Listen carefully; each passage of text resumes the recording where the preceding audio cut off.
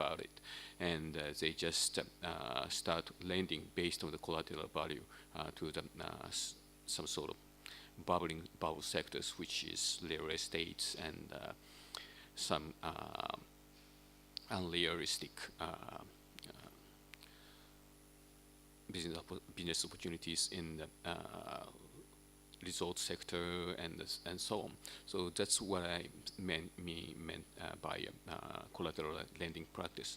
Collateral lending practice based on the real estate is still going on, but the Japanese lending practice today is much more sort of more systematic, more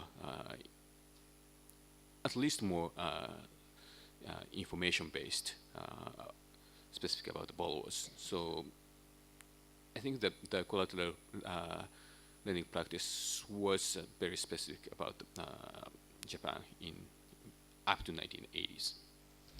Yeah, it sounds specific, but it also sounds a lot like subprime, late credit boom standards that drop, and so it has that common feature, doesn't it, of presaging a crisis. So then we come to, I think, Professor Bhagwati's question, which really goes to arbitrage. What's a way of, in a sense, for the whole system controlling risk and leverage and that sort of thing? So I thought I might turn to Rama to kick off on that one. Thanks. Thanks. Yes, and that's what I mentioned that in the beginning, that certain type of regulatory arbitraging which is legal and which we should be permitting, that because the commercial, it will be a commercial decision of the financial institution what type of business it will start, and while choosing that business, it can definitely compare the regulatory structure of respective businesses and then choose whatever. On that we have no issue at all. The problem arises when the financial institutions package their products and services which are kind of camouflaged product or service relating to other regulation. So that is where the problems do crop up. There, one solution which we have been trying in the past few years is to have inter-regulatory coordination mechanism under that Finance Sector Development Council. We have a subcommittee where all the regulators periodically may meet, and any product or service by one of the regulated entities which has a bearing on other type of regulation, that gets discussed there. So it will be possible for us to have a consensus on how to supervise or regulate that particular type of activity. That one solution we have been practicing for past several years. So that is one way of looking at it. The other one is, typically it is other person's money when these entities take. That is where the greatest risk comes. Other person's money could be public or from banking entities.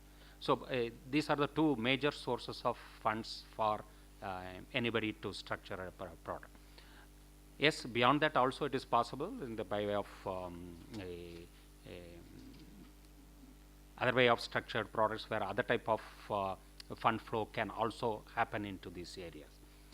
We have to be ever watchful. That's where the financial innovations, which whenever it is happening, that as regulators we look at very closely. When any product is designed by one of our own regulated entity, then we have a deeper discussion with them, trying to understand what are the risks that they can pose for the financial system, not just bank sector alone. So that's the way we do approach them. That's all. The second part of your question relates to there are corporates whose treasury is much bigger than even very many small banks, and they are not considered as NBFC because of the current definition, which doesn't apply to them. So they definitely can pose a lot of danger. That is another type of shadow banking, because today under the definition, we have a definition of non-banking financial company. In the moment, only if their financial assets are 50% of their total assets, and their financial income is 50% of their total income. So anybody which is less than these two combined definition, they are not under called NBFCs, so they are not regulated today. And we are definitely taken serious note of this development. So we are discussing within the Reserve Bank and with the government and in the FSDC that what kind of regulatory changes that will be required for appropriately either regulating or monitoring whatever way we want to do about that. So that discussion is definitely on. So risk arbitraging, yes, certainly that is a natural thing for any commercial entity to do. There will not be able to say that it's not something which should not be there or anything. Thank you. Abhi, did you want to respond to that? Not really. Yeah, I think again from the international vantage point of the FSB, that's one of my other hats from Australia's point of view. I think what it's tried to do is in each of the lines, in a sense, the building resilience, there's the Basel standards, it's trying to develop roughly equivalent capital standards for insurers, and that's the main group. And I think the same with resolution. How could you resolve in a similar fashion? And in the shadow banking area, as I said, it's trying to focus on whatever the merits of the word shadow banking, it's trying to focus on bank-like behaviour, and you saw the definition up there. I think the problem with some of the alternatives definitions is that they make other assumptions. The one about backstops, I think, would be very hard to get through our Northern Atlantic friends who have just bailed out institutions. So putting backstop, the institutions that need a backstop into the definition of shadow banking would be hard, but what we've tried to do is develop standards that are in a sense blind to the type of entity involved, but focus on the type of activity. And if the activity looks like a bank, then to start to apply some of the similar capital arrangements.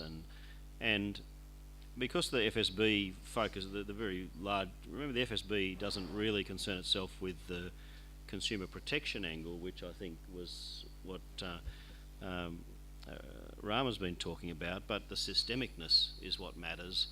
Then what's outside that regulatory perimeter, obviously you have to watch something turning from non-systemic to systemic quickly, and that can happen.